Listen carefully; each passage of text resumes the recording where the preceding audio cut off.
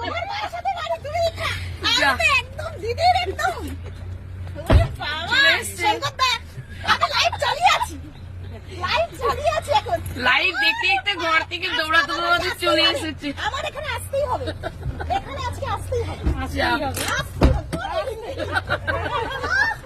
যাক সব সহযোগিতাদের পেয়েছে এবার।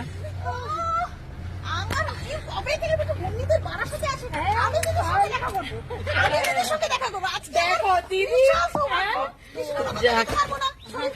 আর বন্ধুদের এখানে বাড়ার সাথে আসে, আমি তো কোথায় জানি না কতদিন থেকে টার্গেট আছে, 4 বছর। আচ্ছা আচ্ছা যা ধরো